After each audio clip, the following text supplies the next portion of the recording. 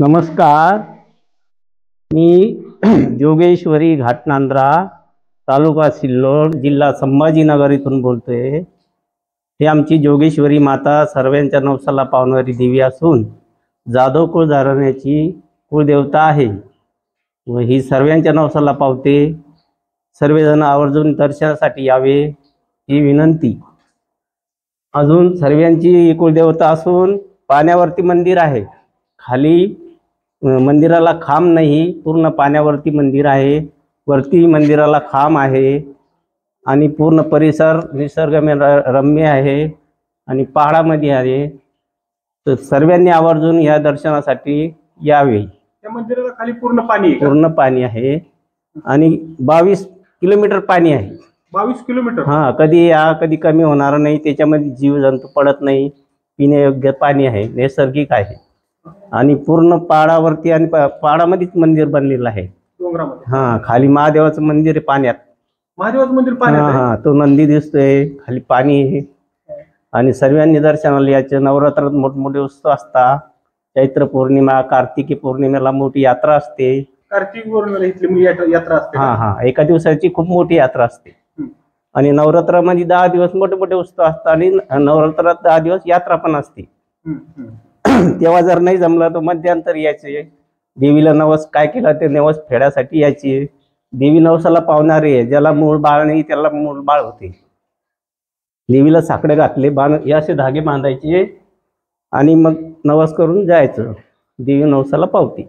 जिल्हा कुठला आणि तालुका कुठला आणि गाव कुठलं आहे? हे घाटनांद्रा गाव असून सिल्लोड तालुका आहे। सिल्लोड तालुक्यापासून हे गाव 35 किलोमीटर आहे आणि घाटनांद्राहून देवी 5 किलोमीटर आहे, डोंगरामध्ये आहे। याला संभाजीनगर जिल्हा आहे।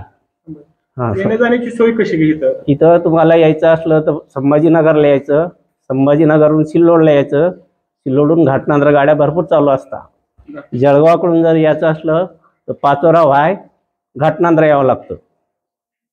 पुण्याहून जर यायचं संभाजीनगर बसने, रेल्वेने जर यायचं संभाजीनगर यायचं, पाचोरा यायचं रेल्वेने।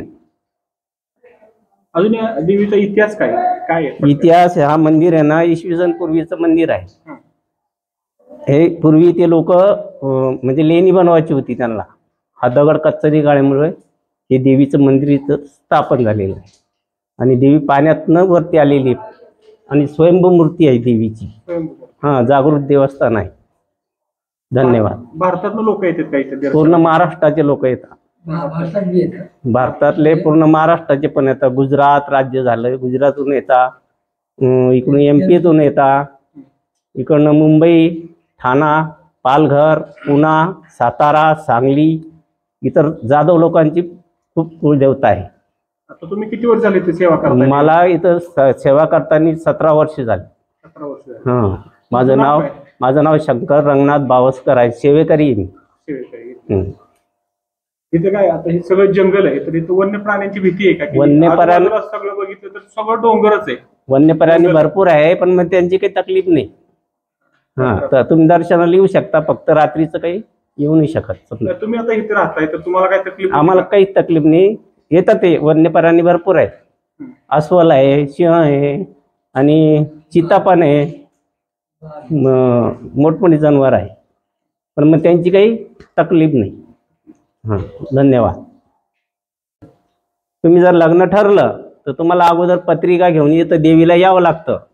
नंतर लग्न झाल्याच्या नंतर नवरदेव नवरी सहपरिवार येऊन दर्शन घ्यावं लागतं आणि आवर्जून यावंच लागल।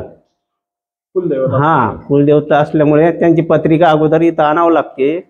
नंतर लग्न झाल्यावर ते नवरदेव नवरी त्यांना दर्शनाला घेऊन यायचं। काय आणायला लागतं नवरा नवरी इथं आल्यावर? तुम्ही तुमच्या पद्धतीने यायचं। तुम्ही इथं येऊन बनवू शकता, खाऊ शकता। देवीला पुरणाचं नैवेद्य आणायचं।